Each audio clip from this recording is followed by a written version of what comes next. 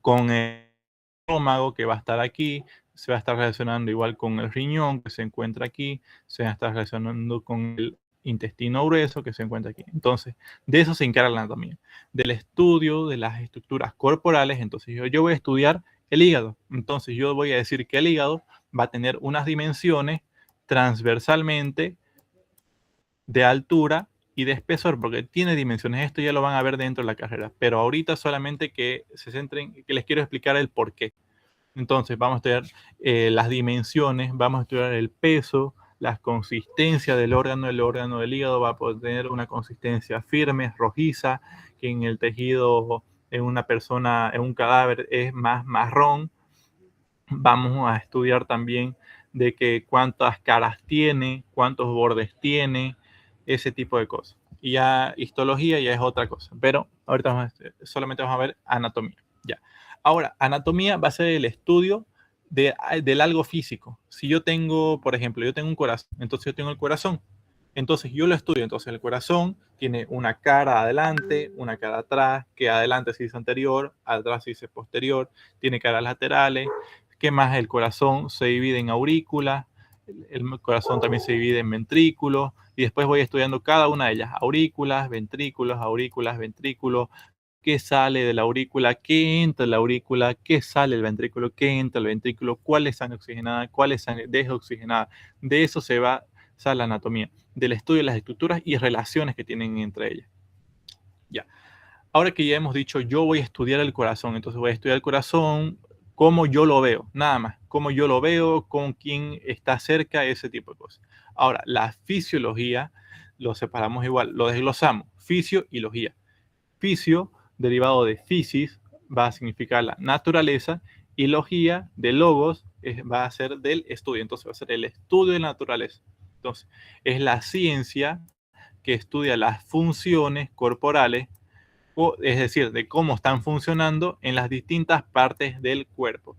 Esta materia de fisiología es muy bonita, ya la van a ver ustedes en segundo año cuando entran a la carrera, pero la fisiología es una materia muy bonita, porque no solamente me habla el de cómo funciona, también me va a hablar de cómo está relacionándose con otras partes. Por ejemplo, tengo yo, sigamos con el ejemplo del corazón, para no chiparlos más y para no confundir. El corazón lo tengo aquí. El corazón está separado en aurículas o atrios y ventrículos. Tengo una aurícula derecha y una aurícula izquierda, igual que un ventrículo derecho, una aurícula izquierda. Ya. Entonces, esta aurícula derecha va a entrar sangre, y después, ¿qué pasa? Después de la aurícula derecha pasa al ventrículo. Y el ventrículo se contrae, mantiene un potencial de acción, se despolariza, luego se repolariza, hay un potencial en meseta, sale por la arteria pulmonar, va a los pulmones. Y esto es un concepto clave que yo me acuerdo que me preguntaron en mi CUP: ¿qué significa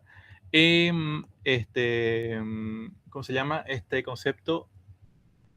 ¿Quién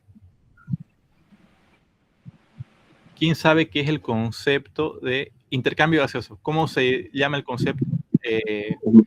Hematosis. Hematosis, exactamente. Entonces me preguntaban a mí cómo se llama el intercambio gaseoso que se produce en los pulmones. Y ahí, entre esas respuestas, estaba hematosis. Por si acaso, todas las respuestas en su CUP van a ser cerradas, no van a haber respuestas abiertas, todas van a ser cerradas, por inciso. Ya. Entonces, sale la sangre del ventrículo derecho, va por las arterias pulmonares, llega al pulmón, y aquí produce la hematosis. El intercambio gaseoso sale CO2 y entra O2, ya, eso lo vamos a ver después, mucho después dentro de la carrera. Ya. Después viene aquí a la aurícula izquierda, de la aurícula izquierda pasa al ventrículo izquierdo, del ventrículo izquierdo sale por la aorta y llega a todos los tejidos. Y ahí hay unas diferentes presiones: presión del CO2, presión del oxígeno oxigenado, presión del oxígeno desoxigenado, igual del CO2. Entonces hay un montón de cosas. Igual del pulmón, el pulmón tiene diferentes propiedades de elasticidad, cómo se produce el estornudo. Entonces de eso se encarga la fisiología, de estudiar las funciones. Yo estudio cómo funciona el corazón, yo estudio cómo funciona el corazón correctamente, cuáles son los pasos que sigue el corazón para funcionar. y no solamente el corazón, también las distintas partes del cuerpo. Tengo las funciones también del riñón, por ejemplo, tengo las funciones del corazón. ¿Qué más tengo? Las funciones de las contracciones de los músculos. Tengo diferentes tipos de músculos. Tengo músculo liso, músculo estriado, músculo cardíaco, que lo vamos a ver en los siguientes temas. Ahora, los niveles de organización y estructural de los sistemas corporales. En estos sistemas vamos a reconocer 6 niveles, que estos niveles nos van a ayudar a comprender la anatomía y fisiología del cuerpo humano. Como primer nivel, vamos a tener al nivel químico, este aquí, el nivel químico. Como segundo nivel vamos a tener al nivel celular, como tercero voy a tener al nivel celular, cuarto a los órganos, quinto a los aparatos, sistema, organismo, lo que seguramente han avanzado el colegio. Primero viene los químicos, están los átomos, después un conjunto de átomos forma la célula, un conjunto de células forma tejido o tisular, un conjunto de tejidos forma órganos, un conjunto de aparatos con una misma función forma los aparatos, un conjunto de aparatos que hacen igualmente, cumplen una misma función, forman los sistemas, y el conjunto de sistemas de todo el cuerpo forma el organismo. Entonces, así, como que de pequeño, el químico va de lo más pequeño, después el nivel celular va a ir más grande, el nivel tisular va a ir aún más grande y así sucesivamente, hasta que se forme el organismo, que ya es la persona completamente hecha y derecha. Vamos ahora aquí a desglosarlo. Hemos hablado un poquito por encima, pero ahora vamos a desglosarlo. Primeramente, el nivel químico. ¿Qué es el nivel químico? El nivel químico va a comprender los átomos. ¿Y qué son los átomos? Los átomos son las unidades de la materia más pequeñas que participan en las reacciones químicas.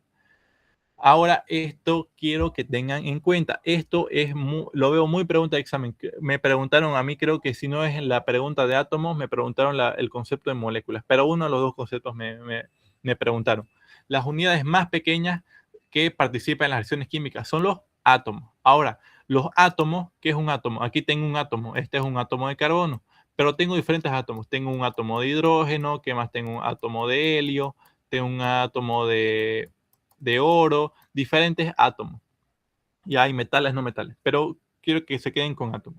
Ahora, estos átomos pueden juntarse, y al juntarse, por ejemplo, al juntarse un átomo de hidrógeno, dos átomos de hidrógeno, perdón, con un átomo de oxígeno, que va a formar una molécula de agua. Entonces aquí dice, las moléculas están formadas por la unión de dos o más átomos. Entonces ya hemos dicho que la unión de un hidrógeno con otro hidrógeno junto con un oxígeno, que va a formar una molécula. Entonces aquí se está cumpliendo este propósito, que las moléculas están formadas por dos o más átomos, y los átomos es la base en la cual que nos vamos a estar basando ahora todo. A ver.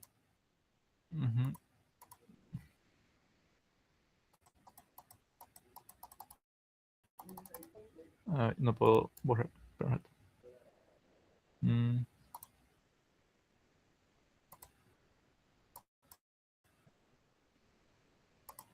Ya. Y aquí, como ven, aquí tengo un átomo, aquí tengo otro átomo, aquí tengo otro átomo, aquí tengo otro átomo, aquí tengo otro. Y el conjunto de todos estos átomos que me va a estar formando moléculas, exactamente, moléculas. Ahora vamos a avanzar al siguiente nivel. Ya hemos dicho que el nivel químico compone los átomos, que son las unidades más pequeñas que participan en las reacciones químicas.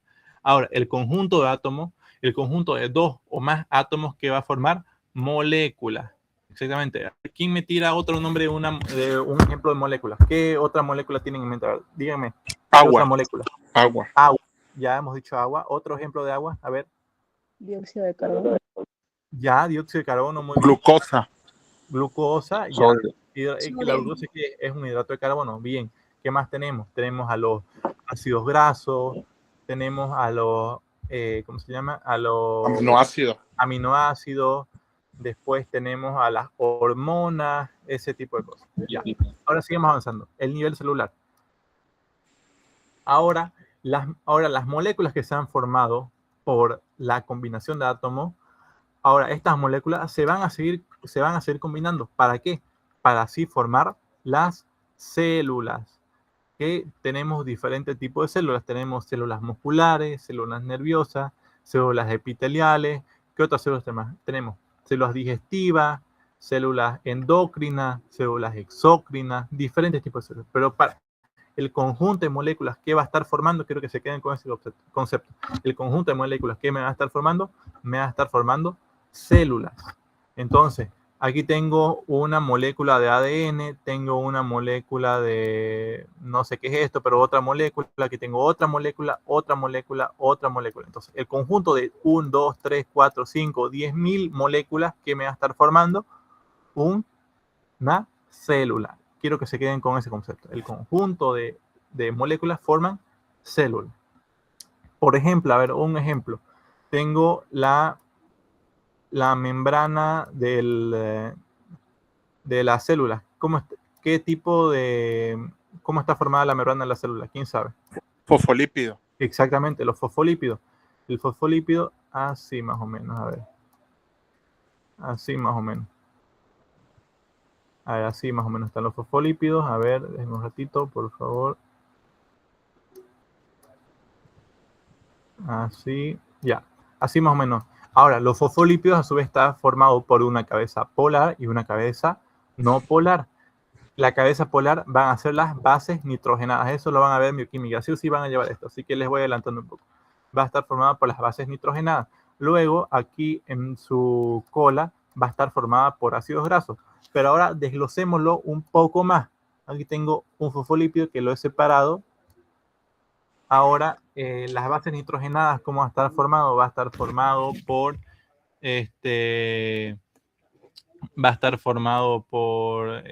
bases nitrogenadas. Tenemos las bases púricas, pirimídicas, diferentes. Y los ácidos grasos, que va a estar formado por principalmente carbono, hidrógeno, carbono, hidrógeno. Así se forma una cadena larga de carbono e hidrógeno. Y así, digamos. Entonces, el conjunto de moléculas, aquí tengo un conjunto de moléculas de carbono y hidrógeno que van a estar formando células.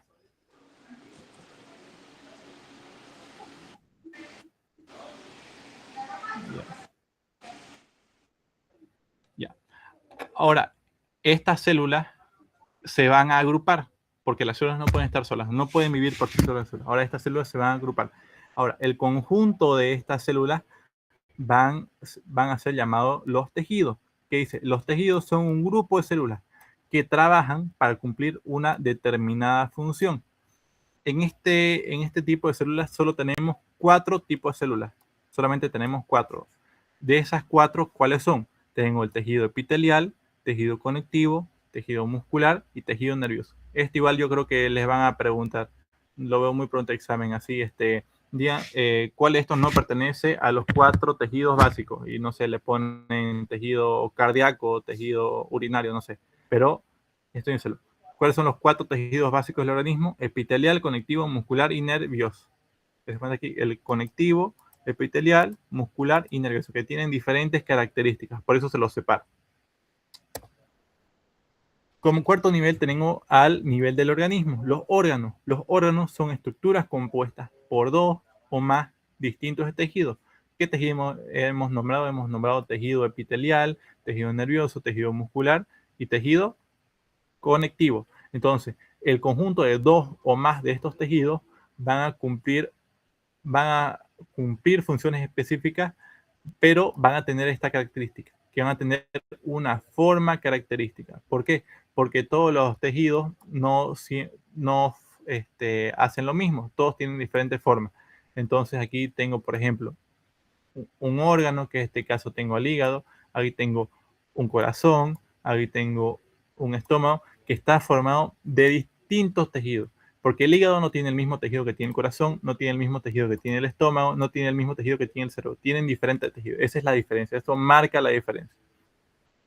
Como siguiente nivel tengo el nivel de los aparatos o sistemas. Un aparato o sistema va a estar formado por un órgano. Ahora tengo este órgano. Está formado por un órgano que está en relación en sí con función de otro. Por ejemplo, tengo aquí, tengo la boca. Luego la boca que sigue, la faringe. luego la faringe sigue al esófago, luego el esófago sigue al estómago, luego el estómago sigue al intestino, que tengo el intestino. Luego el intestino delgado, tengo el intestino grueso. Aquí tengo el intestino grueso.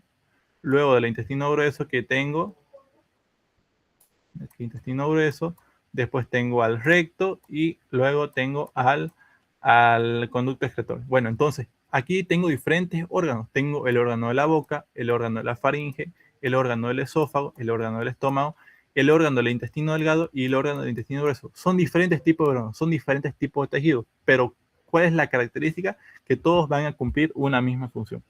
Ahora, como sexto nivel, tengo el nivel del organismo. Un organismo va a ser cualquier ser vivo en la cual todas sus partes del cuerpo van a funcionar en un conjunto y van a constituir el organismo propiamente. ¿Por qué? Porque un sistema o un aparato no puede por sí solo dar la vida a una persona. Tiene que ver el conjunto de sistemas. Por ejemplo, tengo el sistema esquelético que se relaciona con el sistema muscular, que el sistema muscular está relacionado con el sistema vascular, circulatorio vascular, y el sistema circulatorio vascular va a estar relacionado con el sistema nervioso. Entonces, todo este conjunto de sistemas que me va a estar formando el organismo. Ya. Ahora aquí un poquito que lo he visto, tejido tegumentario. ¿Qué es el tejido tegumentario? El tejido tegumentario va a componer principalmente a la piel. Ahora tienen que, de la piel, ¿qué es lo que dice yo de la piel? De la piel tengo el pelo, tengo las uñas, tengo también de las uñas de las manos, de los pies, lo mismo, tengo las glándulas sudoríparas y glándulas sebáceas. Entonces, todos estos van a formar parte de los componentes del sistema tegumentario. La piel, todo lo que esté relacionado con la piel. ¿Qué tengo la piel? Tengo la piel, las uñas, las glándulas sudoríparas y las glándulas sebáceas. Las glándulas sudoríparas secretan una secreción más acuosa, más salada, en cambio las glándulas sebáceas secretan una solución más espesa y más olorosa. Ahora, en las funciones, ¿qué función va a tener el sistema tegumentario? Ya hemos dicho que es la piel. Entonces, ¿cuál va a ser la función de la piel? De proteger el cuerpo. ¿Pero para qué función cumple la piel? Cumple a regular la temperatura corporal. ¿A través de qué? A través de las glándulas sudoríparas. Secretan sudor, ¿para qué? Para bajar la temperatura corporal. Pero no solamente para bajar la temperatura corporal, sino también para eliminar desechos, para eliminar cosas que no nos sirvan. Y también sirve para sintetizar la vitamina D, que es muy importante para la absorción de calcio y también para las sensaciones como de tacto, dolor, frío y calor. Ahora vamos con el sistema esquelético. ¿Cuáles son los componentes del sistema esquelético? Su mismo nombre lo dice, esquelético. El esqueleto humano, ¿cómo está compuesto? Está compuesto por los huesos, articulaciones y los cartílagos. ¿Y cuál va a ser su función? Obviamente, si es hueso, ¿cuál va a ser su función? De sostener y proteger el cuerpo y también de ayudar a los movimientos corporales. Ahora, las características de los organismos humanos vivos. Vamos a hablar de los procesos vitales. Que esto igual me preguntaron, ¿qué es catabolismo? Uno de los dos me preguntaron, ¿qué es catabolismo y qué es anabolismo? No me acuerdo cuál de los dos, pero uno de los dos procesos me preguntaron en mi examen. Ahora, pero para hablar de catabolismo y anabolismo, primero tengo que hablar qué es un metabolismo. Un metabolismo va a ser la suma de todos los procesos químicos que ocurren en el cuerpo, ya sea catabólico o anabólico. Ahora, ¿qué es catabólico y qué es anabólico?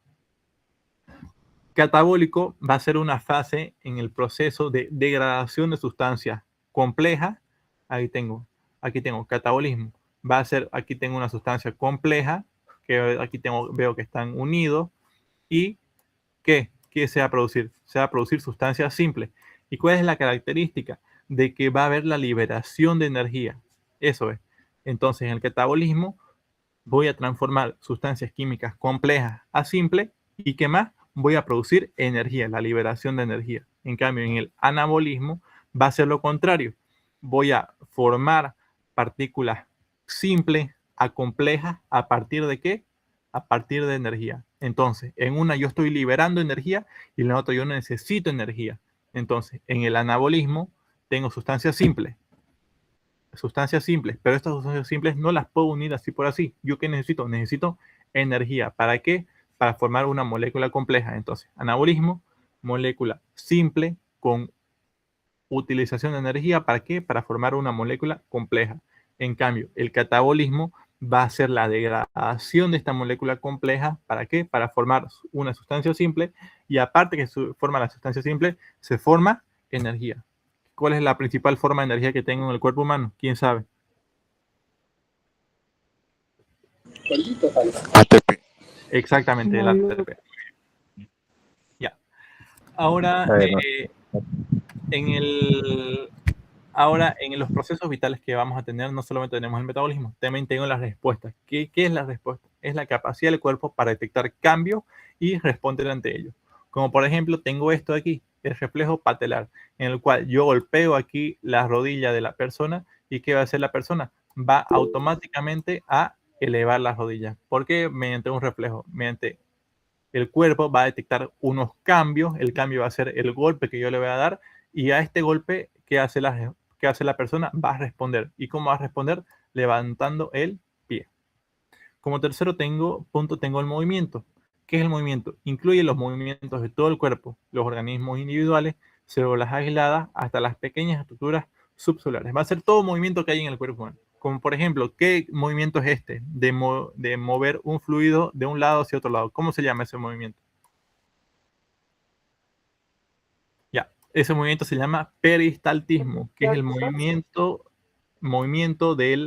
del bolo alimenticio a través de los diferentes segmentos del tubo digestivo. Se llama peristaltismo. Pero el movimiento tengo yo en todos lados. También tengo el movimiento de las células, que las células se pueden mover por diferentes tipos de acciones. Primeramente, la célula puede tener cilios, y ya estoy reflejando un movimiento. Después puede tener la célula puede tener un flagelo. El flagelo va a dar movimiento a la célula. Otra cosa, que la célula pueda tener un movimiento de ameboide, que es el movimiento por el cual principalmente se mueve la célula, ameboide. Entonces, ese tipo de célula. Como cuarto punto tengo el crecimiento, que va a ser el aumento del tamaño corporal como resultado del aumento del tamaño de la célula, o el aumento de ambos. Entonces, que de una célula va a aumentar el tamaño, y esta célula puede transformarse en dos, y a su vez esta célula se puede transformar. Entonces, crecimiento no solamente en número también, sino en tamaño. Como quinta punto tengo la diferenciación. ¿Qué es la diferenciación? Va a ser la transformación de una célula no especializada a una célula especializada. Estas células precursoras que se dividen y dan origen a las células que luego se diferencian, se las conoce como células madre. ¿Qué me quiere decir esto? Que de un tipo de célula, que esta va a ser una célula madre, que de un tipo de célula me va a dar a todos estos tipos de células. Entonces, esa es la característica, que de una célula no especializada, que sería la célula madre, puedo dar una célula especializada, como puede ser un tejido muscular, puedo dar un eritrocito, puedo dar una célula de grasa, puedo generar una neutrona, un condrocito, puedo formar un eritrocito, puedo formar una célula epitelial. Entonces, esa es la característica de diferenciación, de que algo simple se pueda diferenciar en muchas cosas. ¿A qué célula yo conozco? Yo le doy este nombre a una célula madre. Una célula madre va a ser una célula que va a ser capaz de diferenciarse en cualquier tipo de célula del cuerpo humano. Ahora, como sexto punto, tengo la reproducción, que se refiere a la formación de células nuevas para el crecimiento, reparación o reemplazo tisular, o la formación de un nuevo individuo. Eso es reproducción, a la división celular. Eso se refiere a la división celular, ya sea por un daño o porque cuando yo recibo un daño, ¿qué tengo? Digamos, yo tengo aquí una pierna, una rodilla. Entonces aquí, no sé, me comí esta parte de mi pierna. Entonces yo necesito que esta pierna esté reparada, porque yo no puedo quedarme así con esa pierna comida. Entonces yo tengo que formar nuevas células. ¿Para qué? Para reemplazar el tejido dañado. O si no, yo estoy sano, entonces yo tengo esta pierna bien, pero también el proceso, digamos, de la formación de un bebé. Entonces la formación de un bebé, aquí de una sola célula, se va transformando en dos. De dos se forma en 4. De 4 se forma en 8. Así, entonces no solamente para reparar, sino para el crecimiento de un nuevo individuo. Vamos aquí ahora con el concepto de homeostasis. Esto no me preguntaron a mí, pero yo me acuerdo que a un compañero le preguntaron, ¿qué es el concepto de homeostasis? Homeostasis, ¿qué va a ser? Homeostasis va a ser la condición de equilibrio del medio interno gracias a la interacción continua de los múltiples procesos de regulación corporal. Que en simples palabras va a ser el mantenimiento del equilibrio del medio interno, ya sea porque yo esté completamente normal. Cuando una persona no está en homeostasis, cuando una persona no está en equilibrio, cuando una persona está enferma, por ejemplo, o hay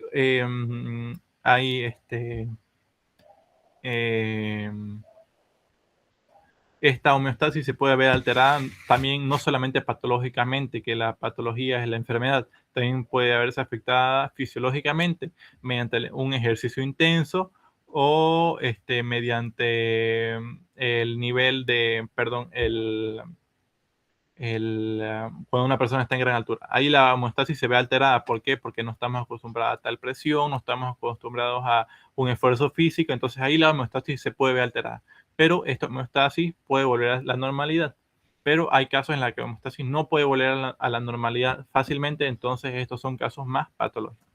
Ahora vamos a ver estos conceptos que lo van a ver dentro de la carrera. Primeramente, ¿qué son los líquidos corporales? Los líquidos corporales hacen soluciones acuosas diluidas que contienen sustancias químicas disueltas que se encuentran tanto dentro como en su alrededor de la célula. Entonces, ¿qué es un líquido corporal? Aquí tengo la célula. Entonces yo digo que un líquido corporal va a ser tanto lo que está aquí afuera como lo que está aquí adentro de la célula. Eso yo me refiero de líquido corporal. Lo que está afuera como lo que está adentro.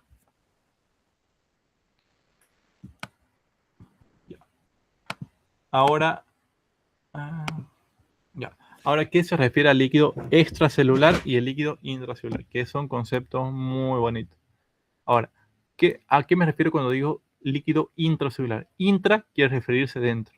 Entonces, este líquido intracelular va a ser el líquido que se encuentra dentro de la célula. Su mismo nombre lo dice. Líquido intracelular. Intra, dentro. Celular, célula. Entonces va a ser el líquido que se encuentra dentro de la célula. Aquí va a estar el líquido intracelular. Ahora, líquido extracelular. Líquido extracelular. Este líquido extracelular, ¿qué quiere decir? Extra, fuera, y celular, célula. Entonces, extra, fuera, celular, célula. Entonces, fuera de la célula. Entonces, va a ser todo el líquido que se encuentre aquí, afuera de la célula, que no esté dentro de la célula. Todo esto.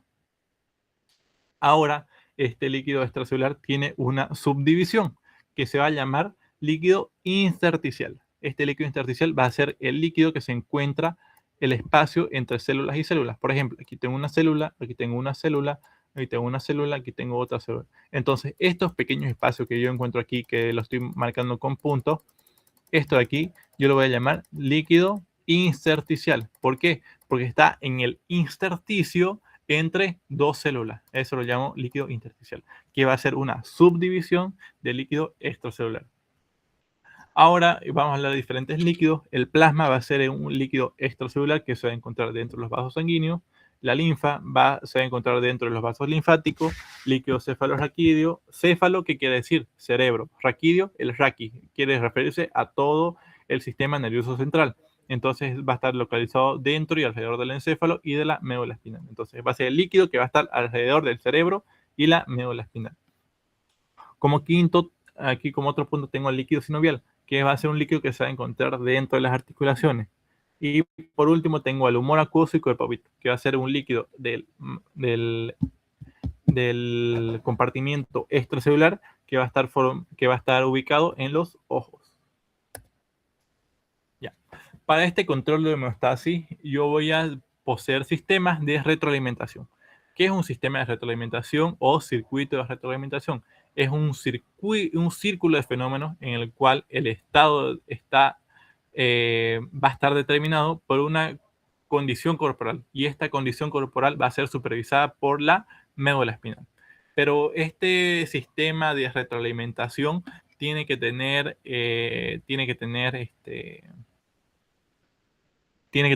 quién lo va a estar señalando, quién lo va a estar controlando. Para eso tengo al receptor, al centro del control y al efector. De estos tres puntos se van a estar encargando de la retroalimentación. Primeramente, ¿qué es el receptor? El receptor va a ser una estructura en el cuerpo que va a detectar los cambios en una condición controlada. Una condición controlada quiere decir que una persona está normal. y envía una información al centro del control. En este caso, el centro del control va a ser la médula espinal, y a esta vía se va a llamar vía aferente. Ahora, yo quiero que vamos a hablar ahora sobre vías eferentes y vías aferentes. Yo quiero que sepan la definición de estas dos vías. Vía aferente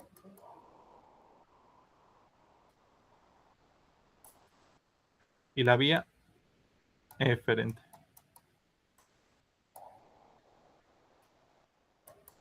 Ya.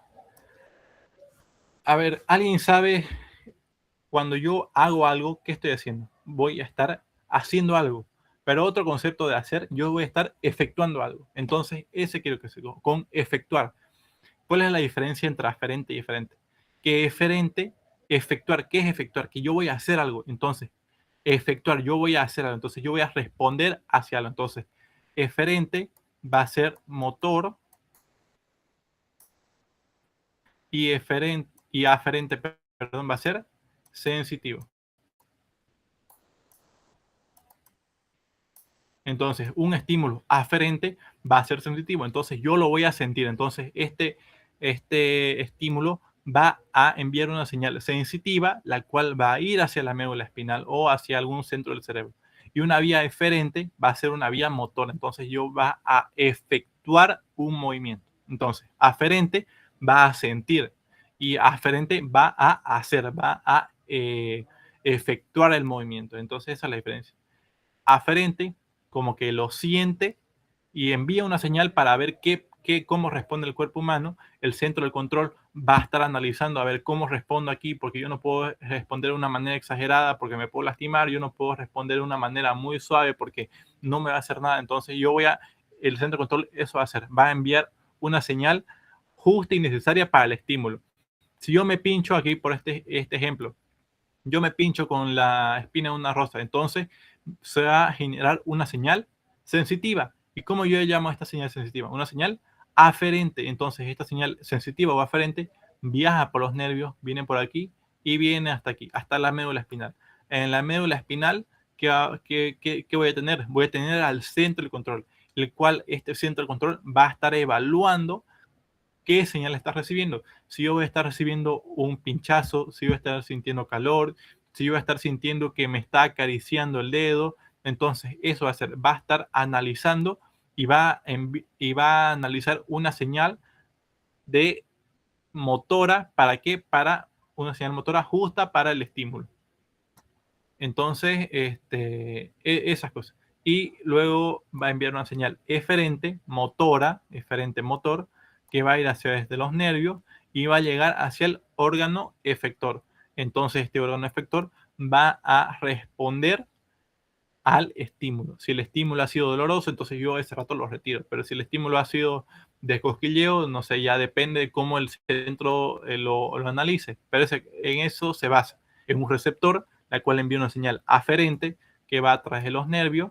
Luego tengo un centro de control que está ubicado en la médula espinal, la cual va a analizar este estímulo y va a ser procesado para enviar una señal justa. Luego enviar una señal eferente motora, la cual va a ir hacia el músculo de la mano que va a estar efectuando un movimiento. En este caso, las personas se está pinchando, entonces va a realizar una acción de retirada. Ahora, estos dos sistemas aquí, ya estamos casi terminando. Estos dos sistemas aquí. Tengo el sistema de retroalimentación positiva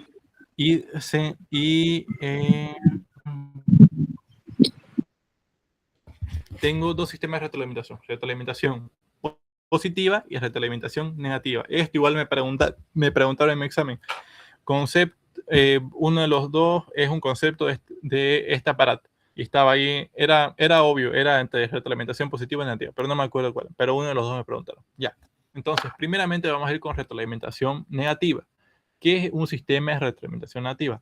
Un sistema de retroalimentación negativa va a ser un sistema al cual va a revertir un cambio a una condición controlada. Este es el concepto que nos da su bibliografía, pero no está muy explicada. Ahí nos habla algo de las presiones, pero yo se lo voy a explicar más correctamente. ¿Qué pasa cuando yo me asusto? ¿Qué hace el corazón cuando yo me asusto? Ustedes cuando se asustan, ¿qué hace el corazón? Empieza a latir. Exactamente. Taquicardia. Taquicardia, exactamente. Bien, entonces el corazón empieza a latir más rápido. Y al empezar a latir más rápido, ¿qué va a hacer el corazón? Va a enviar más sangre a través de los vasos sanguíneos. Y esta sangre a través de los vasos sanguíneos, ¿qué va a hacer? Al tener estos vasos sanguíneos más sangre, ¿qué va a hacer? Se va a elevar la presión arterial. Entonces se va a elevar la presión arterial. Pero esta presión arterial, que yo esté alta todo el tiempo, no me sirve de nada. Yo no puedo tener todo el rato la presión arterial muy elevada. ¿Por qué? Porque sería contraproducente. ¿Qué me podría producir una presión arterial? Una presión arterial muy elevada. Infarto. Ya, infarto. ¿Qué más? Saca el corazón. Pero principalmente me podría producir una insuficiencia cardíaca. Entonces, esta insuficiencia cardíaca,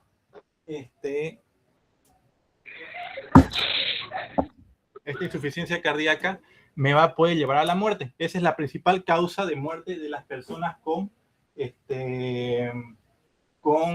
presión arterial alta. La principal causa de muerte de las personas con presión alta va a ser la insuficiencia cardíaca. Entonces, pero yo no puedo tener siempre esta presión arterial muy elevada, porque ya hemos dicho que nos va a llevar a una insuficiencia cardíaca. Entonces, el cuerpo, ¿cómo responde? Va a hacer que los vasos sanguíneos se dilaten. ¿Qué es dilatar? Que los vasos sanguíneos se abran, sean más anchos. ¿Para qué? Para que la sangre tenga más espacio. Y a la sangre, al tener más espacio a través de los vasos sanguíneos, ¿qué va a producir? Va a producir que se baje la presión arterial. Entonces, hemos dicho que un estímulo, el estímulo de la presión arterial elevada, va a producir que se eleve la presión arterial. Pero esta presión arterial, como dice aquí su concepto, va a revertir, entonces esta presión arterial va a revertir esta condición. Entonces va a hacer que esta presión arterial elevada va a producir que los vasos sanguíneos se dilaten y hace así que por consiguiente baje la presión arterial, así manteniendo un equilibrio. A ver, otro ejemplo de retroalimentación negativa. Claramente podría ser de la glándula hipófisis. Por ejemplo, tengo aquí en el cerebro, yo tengo una glándula, la glándula hipófisis. Esta glándula hipófisis, por ejemplo, voy a tener a la hormona tirotropina, que esta hormona tirotropina, que es TSH, tirotropina, va a estar estimulando ¿a qué glándula? A la glándula tiroides. Entonces, esta hormona libera la hipófisis, libera TSH, ¿para qué? Para estimular la glándula tiroides. Ahora esta glándula tiroides acepta esta hormona y ¿qué va a estar produciendo en consiguiente? Va a estar produciendo la T3 y T4. Entonces, la tiroides produce esta hormona, T3 y T4.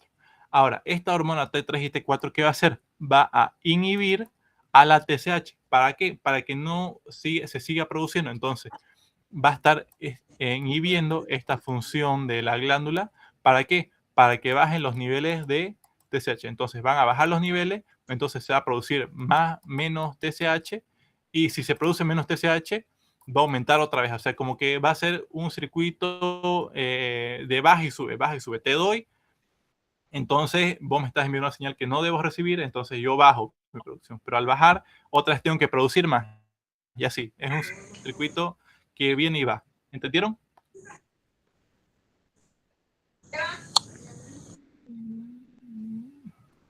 Por favor, díganme si entendieron o no para que le explique otra vez.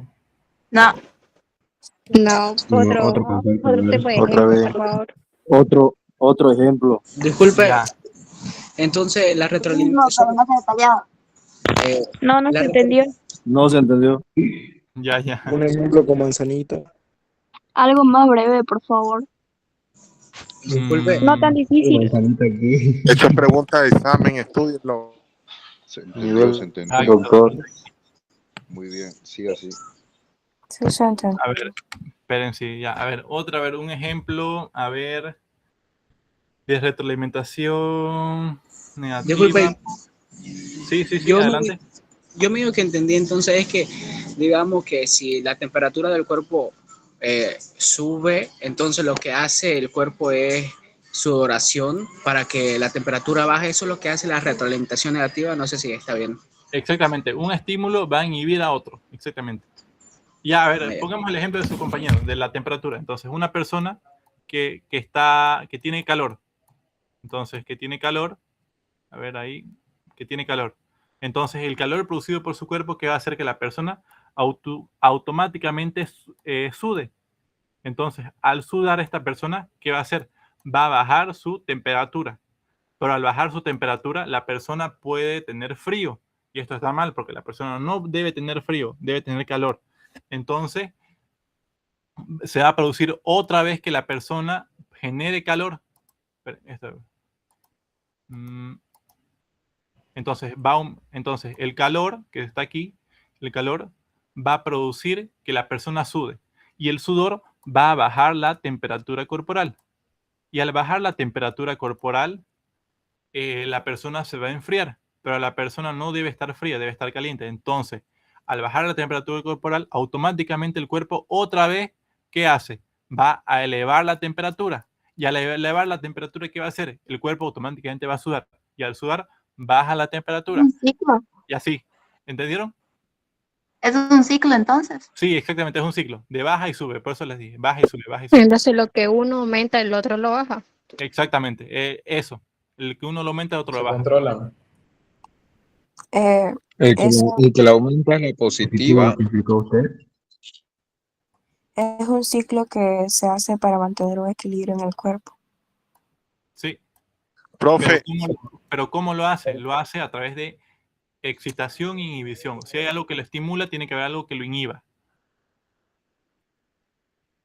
¿Y qué pasa si no, si digamos, me dice que cuando se estimula tiene que haber algo que lo baje? ¿Y si no baja? Ajá. Ya, si no lo baja, ya sería una retroalimentación positiva, que ya ahorita lo vamos a ver. A ver, pero ¿todos entendieron el concepto de retroalimentación negativa? Sí. Sí. Si hay algo que lo estimula, va a haber algo que lo baje. Y al bajarlo, otra vez se va a estimular el que lo estimula y así. Ya. Ahora, en el caso que dijo su compañera, ¿qué pasa cuando hay algo que no lo estimula? Vamos primeramente con el concepto, después vamos con los ejemplos. Dice, la sistema de retroalimentación positiva tiende al intensificarlo o forzar un cambio en la condición controlada de un cuerpo. El efector provoca una respuesta fisiológica que se suma, quiero que tengan en cuenta este concepto, que se suma o refuerza el cambio inicial a una condición controlada. El mejor ejemplo para esto va a ser una mujer en trabajo de parto. El mejor ejemplo. Que yo igual me lo pusieron en el CUB, me lo pusieron en la carrera, hasta ahorita lo sigo viendo, me lo siguen diciendo. Y ya. ¿Qué es retroalimentación positiva? Ahora, primeramente pongamos aquí un bebé. Un bebé aquí. Un bebé. Un bebé que está en el útero de su madre, aquí. En el útero de su madre, ya. Entonces, el bebé, al momento de estar en el trabajo de parto, ¿qué va a hacer el bebé? El bebé va a ir hacia el canal de parto. Entonces, el bebé al ir hacia el canal de parto, ¿qué va a hacer? Primeramente, va a presionar su cabeza contra las paredes del útero. Entonces, al empujar estas paredes del útero, ¿qué va a hacer? Va a producir una hormona. ¿Cuál es la hormona de la felicidad? ¿Cuál es la hormona que producen las mujeres? oxitocina. La oxitocina. Bien, oxitocina. Oxitocina. Entonces, esta hormona oxitocina es producida porque la cabeza del bebé choca contra las paredes del cuello uterino. Entonces, la cabeza del bebé choca contra las paredes del cuello uterino. Entonces, ¿qué hace este cuello uterino? Libera oxitocina. Y esta misma oxitocina viene por aquí, viene y estimula al mismo cuello uterino. Lo va a estimular. Entonces, es como que la cabeza del bebé estimula esta pared del cuello uterino y libera oxitocina. Y esta oxitocina va a actuar otra vez sobre el mismo cuello uterino. Pero ahora, ¿qué va a producir? Va a producir la constricción. Constricción. ¿Para qué produce constricción? Para que se apriete más. Y al apretarse más, ¿qué va a producir? Entonces, esto se va a reducir. esto se va a reducir y esto se va a reducir. Al apretarse más, ¿qué va a estar produciendo? Va a hacer que la cabeza del bebé choque con más fuerza las paredes del cuello uterino. Entonces se va a producir aún más oxitocina. Y al producirse aún más oxitocina, ¿qué se va a producir? Se va a producir que se cierre aún más. Y al cerrarse aún más, ¿qué va a producir? Que se siga contrayendo las paredes del útero. Entonces va a producir que se produzca aún más oxitocina. O sea, es un círculo vicioso. Ese es el concepto. Es un círculo vicioso. Como ven, un estímulo estimula al mismo estímulo. ¿Para qué? Para que se siga produciendo más. Entonces, ¿entendieron? Sí. Sí, se entendió. Entonces, para eso tiende a intensificarlo, como dice aquí, tiende a intensificarlo o forzar un cambio en la condición controlada del cuerpo. Provoca una respuesta fisiológica, se suma o refuerza el cambio inicial. Ya. Ahora, para terminar, que no me dio tiempo para hacer todas las diapositivas, pero yo creo que se las voy a dar mañana. Ya todos los conceptos. Ya. Primeramente, vamos a hablar sobre la terminología anatómica básica. Vamos a hablar sobre las posiciones corporales. ¿Cómo es una posición corporal? Una posición anatómica normal corporal va a ser una persona que está así. ¿Cómo se llama una persona que está parada? Así. Ya, una persona Pedestación. Bien, bipedestación. ¿Qué más? Una persona que va a estar con las palmas, aquí tengo las palmas en las manos, estas son las palmas en las cuales ustedes tienen ahí todas sus arruguitas, todo eso. Estas son las palmas en las manos. Las palmas en las manos tienen que estar mirando hacia adelante. ¿Qué más? Los pies de la persona igualmente tienen que estar mirando hacia adelante y tienen que estar apoyados sobre el suelo. ¿Qué más? La persona debe estar erguida y mirando hacia el horizonte. O sea que la persona no debe estar como que mirando hacia abajo o mirando hacia arriba. Debe estar mirando recto. Entonces, esta es la posición anatómica normal. Una persona en bipedestación con las palmas mirando hacia adelante, los pies juntos sobre el suelo, igualmente mirando hacia adelante. La persona erguida quiere decir que no esté metiendo joroba ni nada de eso, que esté sumamente recta y mirando hacia el horizonte. Entonces, esa es la posición anatómica básica que tienen los seres humanos. Y con eso se me acabaron las diapositivas. ¿Alguna pregunta? Por favor, alguna pregunta que tengan para responder ahorita. ¿Era el nombre del que dijo sobre el último concepto? ¿Sobre qué? Bipedestación. Bipedestación. Bipedestación. ¿Hay otro ejemplo de posiciones, aparte de No, bipedestación? esa es la posición anatómica normal. Es una persona en bipedestación. Esa es la posición anatómica normal. Eso lo van a ver en anatomía. En anatomía, la primera pregunta que yo siempre hago a mis alumnos, ¿cómo es una persona en bipedestación? Entonces, una persona normal que está parada, mirando hacia el horizonte, erguida, mirando con los hombros retraídos, mirando hacia adelante, con los pies hacia adelante. Entonces, es una persona en bipedestación. Otra pregunta, a ver que tengan dudas del examen, algo. Estoy para responder, ya acabó la clase, ya no hay más diapositivas. Como ven, ya. En la parte del parto que explicó, dice que se produce la hormona oxitocina, ¿no? Sí, oxitocina. ¿Y qué pasa si, o sea, cómo saben que la mujer no está dilatando para dar a la luz? Eso ya es en el trabajo de parto, porque la vagina tiene que estar dilatada arriba de 8 centímetros. Si está menos de 8 centímetros, significa que todavía no está en trabajo de parto. Pero si está más de 8 centímetros dilatada, significa que ya está en trabajo de parto. Entonces ya deben prepararla para el parto, porque el parto es inminente. Entonces, ¿por qué proceden a hacer la cesárea si todavía no está en... Eso depende de la madre y depende de las condiciones. A ver, ahorita contesto los mensajes ya, un ratito. Y en el caso que la madre quiera que sea cesárea o en el caso que la vida de la madre corra peligro o en el caso igual de que la madre no tenga las caderas muy anchas para que se produzca el nacimiento de forma natural del bebé. Es por eso, porque puede correr peligro el bebé, puede correr peligro la madre, entonces necesitan los doctores actuar rápido.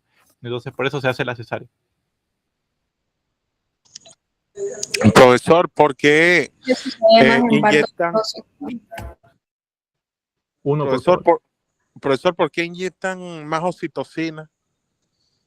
Por el mismo hecho que, a ver, aquí no lo borré. No, se borró, creo. Se borró. Ah, ya, por el mismo hecho de que la oxitocina estimula el cuello uterino. Al estimular el cuello uterino, ¿qué va a producir? Más contracción. Entonces, es cuando las mujeres no están dilatando mucho, no está saliendo el bebé, ya pasó mucho tiempo, entonces administran oxitocina. ¿Para qué? Para que esas paredes del útero se contraigan para que el bebé sea expulsado. O sea, que no produce...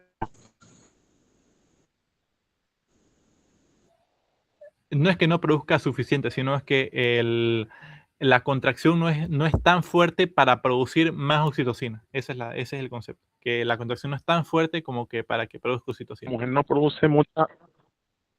No, el estímulo no es el correcto. El estímulo no está siendo suficiente para que se produzca el nacimiento. Eso es. No es que no produzca, porque todos producimos. Solamente que no se está produciendo el estímulo correcto. Profe, pero con lo que decía la compañera que no dilataba, la dilatación... Se le escucha cortado. ¿Puedes repetir, por favor? La dilatación depende también de la oxitocina. Sí, claro, porque a la oxitocina empuja al bebé hacia el canal de parto. Entonces el bebé empuja con su cabeza el cuello uterino. Entonces la dilatación es eso, que se ve la cabeza del cuello uterino. Eso es la dilatación. Gracias. Ya, a ver, vamos respondiendo las preguntas del... Ya, a ver, dos ejemplos de metabolismo. Esto fue hace rato, ya no. A ver. Bien, eso, aferente adentro y eferente afuera. El quiz, a ver, voy a intentar hacer un quiz, ¿ya? No les confirmo nada porque igual estoy estudiando, pero voy a intentar hacer un quiz. Una tareita. Ya, no sé si le gusta hacer tarea, bueno, no me gusta hacer tarea, ya. ¿Va a haber clase mañana? Ya. ¿Qué pasa si no voy a mis clases? No pasa absolutamente nada. Yo les confieso de que yo solamente iba a mi clase de bioquímica, no iba a mi clase de biología y tampoco iba a mi clase de lenguaje. ¿Y qué pasó? Nada, absolutamente nada. No pasaba nada. No pasa nada si vas a tu clase. Solamente que te presentes al día de tu examen. Eso que mandan asistencia y esas cosas es solamente para que el docente o licenciado pueda cobrar, digamos, para nada más. No sirve para nada más, solamente para eso. Y no pasa nada. Si tenía compañeros que nunca iban a entrar a sus clases y iban solamente directo al examen y no pasaba nada. Ya. Siguiente pregunta. En cada examen... ¿Va a haber clase mañana? ¿Cómo? ¿Va a haber clase mañana? Sí, posiblemente haya clase mañana, sí. Tengo que terminar estos temas, no he terminado. Ya. En cada examen, ¿cuántas preguntas hay? Consta de 2 exámenes y cada examen consta de 50 preguntas. Entonces, cada pregunta vale sobre un punto. Entonces, el primer examen vale sobre 50 y el segundo vale igualmente sobre 50. Así es la ponderación. Pasa que mi doctor es muy equipado y prefiero estudiar yo. Sí, igual yo no estudiaba mi doctor. No estudiaba mi doctor.